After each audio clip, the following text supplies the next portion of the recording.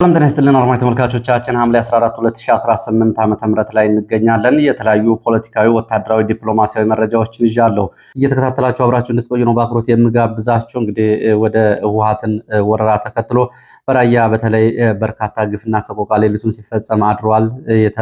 የተለቀቁ ካምፖችን በሙሉ የህወሓት ታጣቂዎች ተቆጣጥረዋል። እንግዲህ ጉዳዩ ምንድነው የሚለውን በተመለከተ አብራችሁን ከቆያችሁ ዝርዝር መረጃዎችን የምትከታተሉ ይሆናል። ከግንባር መረጃዎች መካከል የአምባሰል ተራሮችን ማዕከል አድርጎ እየተደረገ ባለና ሁለተኛ ቀኑን በያዘው ውጊያ ሁለት ከፍተኛ አዛዦችን ጨምሮ ቁጥር ያልታወቁ ወታደራዊ ኪሳራ ደርሷል። ምርኮም አለ። የቡድን መሳሪያዎች፣ ነፍስ ወከፍ መሳሪያዎች በፋኖ እጅ መግባታቸውን የሚገልጹ መረጃዎች ወጥተዋል።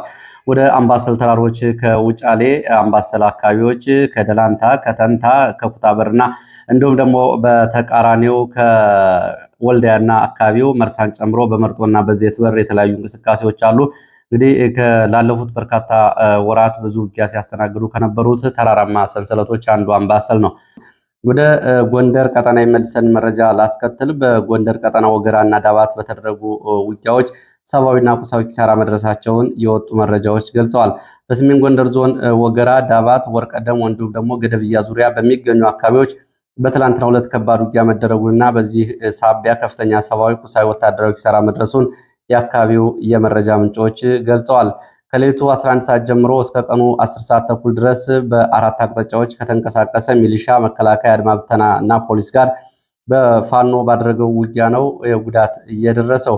ይህ ውጊያ የተቀሰቀሰው በገደብዬ ግንባር ከገደብዬ ከተማ ወደ ፋኖ ቀጠና ከተንቀሳቀሰ ኃይል ጋር፣ ሚጦ ግንባር ከሚጦ በመነሳት ወደ ፋኖ ቀጠና ከተንቀሳቀሰ ሌላ ኃይል ጋር፣ የጥዋ ሀገር ተብሎ ከሚጠራው ግንባር ከተንቀሳቀሰ ሌላ ሶስተኛ ኃይል ጋር እንዲሁም ደግሞ የጩለንፎስ ተብሎ በሚጠራ አካባቢ ከተንቀሳቀሰ ሌላ ኃይል በአራት ግንባር ከተንቀሳቀሰ ኃይል ጋር ፋኖ ውጊያ አድርጓል። የፋኖ አመራሮች በበኩላቸው በነበረው ውጊያ ከ100 በላይ በሚደርሱ የመንግስት ጸጥታ ኃይሎች በተለይ መከላከያ፣ አድማ ብተናና ሚሊሻ ላይ ከባድ ጉዳት ማድረሳቸውን ገልጸዋል። የገደብያ ከተማ የዓይን እማኞች ደግሞ እንደተናገሩት በርካታ ቁጥር ያላቸው ቁስለኞች በአምቡላንስ እና በሌሎች ተሽከርካሪዎች ወደ ደባርቅ ሆስፒታል፣ ወደ ዳባትና ወደ ጎንደር ሆስፒታል ሲወሰዱ መመልከታቸውን ገልጸዋል። ይሁን እንጂ የሟቾችና የቁስለኞች ትክክለኛ ቁጥር ለማረጋገጥ ግን እንዳልተቻለ የገለጹት የመረጃ ምንጮች ትላንትና ከደባርቅ ወደ ጎንደር የሚወስደው ዋና መስመር የትራንስፖርት እንቅስቃሴ ከሰዓት በኋላ ሙሉ በሙሉ ቆሞ የነበረ ቢሆንም ዛሬ ውጊያው መቆሙን ተከትሎ በአካባቢው የትራንስፖርት አገልግሎት በድጋሚ መጀመሩን የመረጃ ምንጮቹ ገልጸዋል።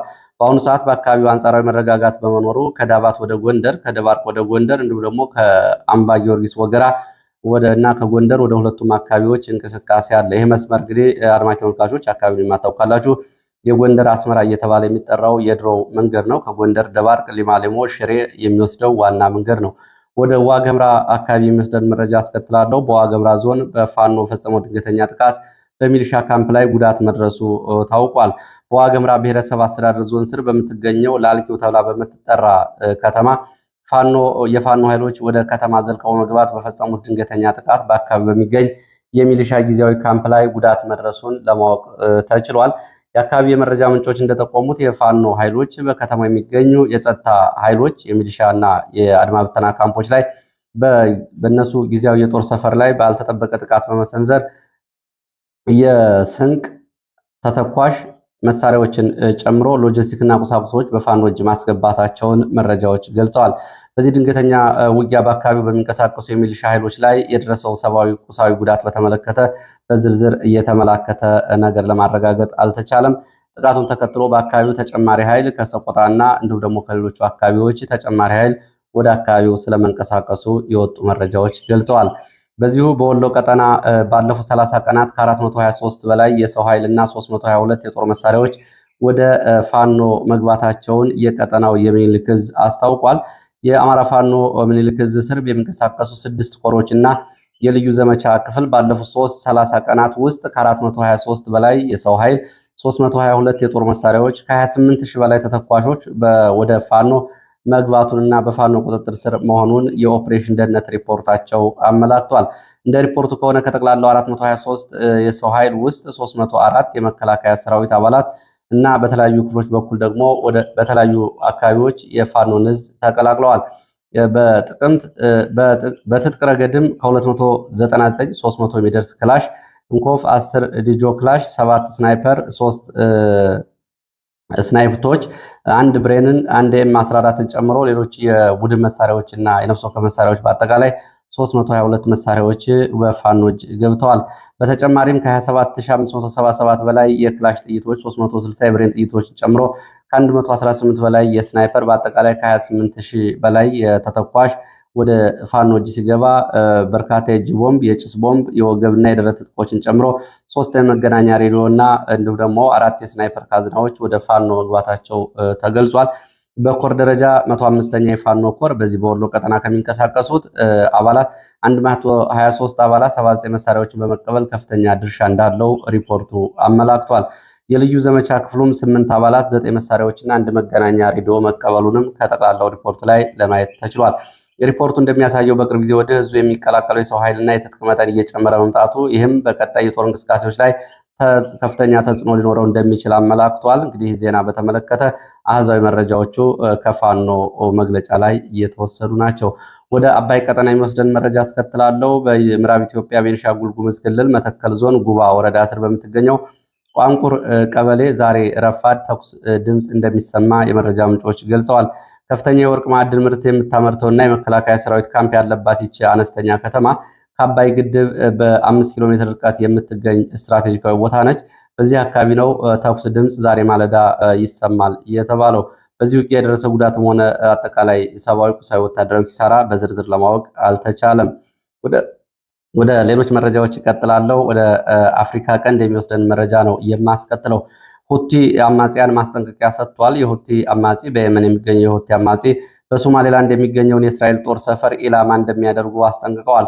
በቀይ ባህር አካባቢ ያለው ውጥረት ወደ አዲስና አስቸጋሪ ምዕራፍ መሸጋገሩንም ማስጠንቀቂያቸውን ተከትሎ የወጡ ዘገባዎች ያሳያሉ።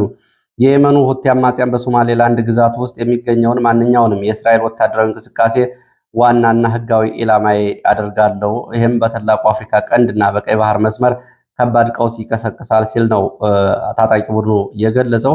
የእስራኤል ልዩ የጦር ክፍሎች ስትራቴጂካዊ የባህር ጥቅሞቻቸውን ለማስከበር በሶማሌላንድ ቀጠና ውስጥ መሰማራታቸውን የሚጠቁሙ በርካታ መረጃዎች መውጣታቸውን ተከትሎ ሁቲዎች የባቤል ማንድብ የተሰኘውን ወሳኝ የዓለም አቀፍ የንግድ መስመር አሁን ላይ ከፍተኛ ፍልሚያ የሚደረግበት ቀጠና መሆኑን የሚያሳይ ነው ማስጠንቀቂያቸው ተብሏል። የሁቲዎች ውሳኔ ግጭቱን ከመካከለኛው ምስራቅ ወደ አፍሪካ ቀንድ እንደሚያመጣው መረጃው ያሳያል። በቀይ ባህርና የባህር ወሽመጥ ላይ ከፍተኛ የደህንነት አደጋ የደቀነ ማስጠንቀቂያ ሆኗል። በአሁኑ ወቅት የዓለም ሀያላን ሀገሮችና የደህንነት ተዋናዮች የዓለም ወሳኝ የንግድ መርከቦች ኮሪደር ለመቆጣጠር በሚያደርጉ ሽሚያ በቀጠናው ቀጥተኛ ወታደራዊ ግጭት መቀስቀስ እድሉ በከፍተኛ ደረጃ እየጨመረ መምጣቱ ተነግሯል። እንግዲህ በሶማሌላንድ በቅርቡ ኢትዮጵያም የባህር ስምምነት መፈራረሟ ይታወቃል። አሁን ላይ ደግሞ በኢራን የሚደገፉ ሁቲዎች እስራኤል ቀጠናው ኃይሎች ላይ በቀይ ባህር አካባቢ የሚያደርጉትን የተደራራቢ ኃይል አስተላለፍ በተመለከተ እርምጃ እንወስዳለን ማለታቸው የኢትዮጵያን የአፍሪካ ቀንድ ጂኦፖለቲካ ሁኔታ በከፍተኛ ፍጥነት እንዲለዋወጥና ጥቃቅን ስህተቶች እንኳ የቀር የማይባል ከባድ ዋጋ ሊያስከፍሉ እንደሚችሉ የአፍሪካ ቀንድ አሁናዊ ሁኔታ ያሳያል ብለዋል መረጃዎቹ። በዚሁ በሶማሊላንድ ቀጠና ፑንትላንድ የሶማሊያ ፌዴራል መንግስት ባለስልጣናት ወታደሮቹ ወደ ግዛቷ እንዳይገቡ አግዳለች። ከዚህ ጀርባም ዩናይትድ አረብ ኤሚሬትስ ትገኝበታለች። በሶማሊያ በፌዴራል መንግስቱና በፑንትላንድ ግዛት መካከል ያለው የፖለቲካ ውጥረት ወደ ከፋ ምዕራፍ መሸጋገሩን መረጃዎች ገልጸዋል። የፑንትላንድ የደህንነት ሚኒስተር ዛሬ ትናንትና ማለት ነው ሰኔ 25 2018 ይቅርታ በፈረንጆቹ አቆጣጠር ሰኔ 24 ነው። በፈረንጆቹ ወይም ደግሞ በእኛ አቆጣጠር ሰኔ 17 2018 ባወጣው መግለጫ የሶማሊያ ፌዴራል መንግስት ወታደሮች፣ ባለስልጣናትና ፖለቲከኞች ወደ ፑንትላንድ እንዳይገቡ ከልክሏል። የፑንትላንድ መንግስት ለነዚህ ድንገተኛ ጠንካራ ውሳኔ የሰጠው ምክንያት በሞቃዲሾ የሚገኘው የፌዴራል መንግስት ፑንትላንድን ሰላም እና መረጋጋት ለማናጋት በማሰብ ህገወጥ የጦር መሳሪያዎችን ወደ ክልሉ እያስተላለፈ ነው በሚል ውንጀላ ነው። ሚኒስትሩ ያወጣው ባለ7 ነጥብ አቋም ተከትሎ ሶማሊያ የግዛት አካል ናት የምትላት ፑንትላንድ ይህንን ማድረጓን ተከትሎ በቀጠናው አዲስ ውጥረት ተቀስቅሷል። በተጨማሪም የፑንትላንድ መንግስት ፈቃድ ማንኛውም አይነት የጸጥታ ስራ ለመስራት ሞቃዲሾ ወደ አገሩ እንዳትገባ ከልክሏል። ይህ ውሳኔ የመጣው እንግዲህ በቅርቡ በደቡብ ምዕራብ ግዛት ፕሬዚዳንት የነበሩት ላፍታ ጋሬን ከስልጣን መወገዳቸውና የፌዴራል መንግስቱ በክልሎች ላይ ያለውን ስልጣን ለማጠናከር ከቱርክ ከፍተኛ ወታደራዊ ኃይል የጦር መሳሪያ ድጋፍ በየሰበሰበ በሚገኝበት በዚህ ወቅት ነው። የፖለቲካ ታዛቢዎች እንደሚሉት ይህ የፑንትላንድ ውሳኔ ከሞቃዲሾ ቁጥጥር ውጭ ራሱን ሙሉ በሙሉ እያገለለ መምጣቱን የሚያሳይ ነው። ይህም በአካባቢው በአልሸባብ በአይኤስኤስ ላይ ለሚደረጉ የጋራ ወታደራዊ ዘመቻዎች እንዲሁም ደግሞ ለሌሎች ሀገራት ጣልቃ ገብነት ተጋላጭ ያደርጋል ብለዋል። ወደ ሱዳን የሚወስደውን መረጃ ላድረስ። በሱዳን የብሪታንያ መንግስት በሱዳን ጉዳይ የደረሰውን የዘር ማጥፋት ወንጀል ደብቋል በሚል ክስ ቀርቦበታል። የብሪታንያ መንግስት ኢትዮጵያና የተባበሩት አረብ ኤሚሬትስ በሱዳን የእርስ በርስ ጦርነት ውስጥ ለሚሳተፈው ፈጥኖ ድራሽ ኃይል የሚያደርጉትን ወታደራዊ ድጋፍ እያወቀ ዲፕሎማሲያዊ ጥቅሙን ላለማጣት ሲል መረጃውን ደብቋል በሚል ነው በፓርላማ ክስ የቀረበበት። የፓርላማ ኮሚቴው ያቀረበው ክስ ነው። የዩኤል ዩኒቨርሲቲ የሰብአዊ መብት ተመራማሪ ናትናኤል ሬይመንድ ለብሪታንያ ማዕከላዊ ፓርላማ ሪፖርት በሚያቀርበው ምስክርነት የብሪታንያ የውጭ ጉዳይ መስሪያ ቤት ከተባበሩት አረብ ኤሚሬትስ የሚደርስበትን ፖለቲካዊና ኢኮኖሚያዊ ጫና በመፍራት መረጃዎችን ይፋ ከማድረግ መቆጠቡ በሰብአዊነት ላይ የፈጸመው ጭካኔ ሲል ገልጾታል። መርማሪው እንደገለጸው የዩኤስ የሰብአዊ ምርመራ ላቦራቶሪ በሱዳን ኤልፋሻር ከተማ በታጣቂዎች የተፈጸመውን ቢያንስ 60 ሺህ ሲቪሎች የተጨፈጨፉበትን የሰው ዘር ማጥፋት ጭፍጨፋ መረጃ ለብሪታንያ ባለስልጣናት ቢያጋራም ባለስልጣናቱ ግን ጉዳዩን የፖለቲካ ችግር እንዳይፈጥርባቸው ማሰብ ችላ ብለውታል ብሏል። ይህን የቀረበውን ወታደራዊ ድጋፍ ስልጠናና ክስ በተመለከተ ኢትዮጵያና የተባበሩት አረብ ኤሚሬትስ ድርጊቱን ሙሉ በሙሉ ያስተባበሉ ሲሆን የብሪታንያ የልማት ሚኒስተር ጄኒፈር ቻፕማን በበኩላቸው ጉዳዩ ውስብስብ መሆኑን ገልጸው የዓለም አቀፍ መገናኛ ብዙሃን ለሱዳን ግጭት ትኩረት አለመስጠታቸው ከውጭ አካላት አመቺ ሁኔታ መፍጠሩንና ለጣልቃ ገብነት ተጋላጭ እንዳደረገው ገልጸዋል። ለሰዓት የነበሩኝ አጫጭር መረጃዎች እነዚህ ናቸው። ስለተከታተላችሁ በእጅጉ አመሰግናለሁ። በሌላ ተመሳሳይ መርሃ ግብር እንገናኛለን። መልካም ጊዜ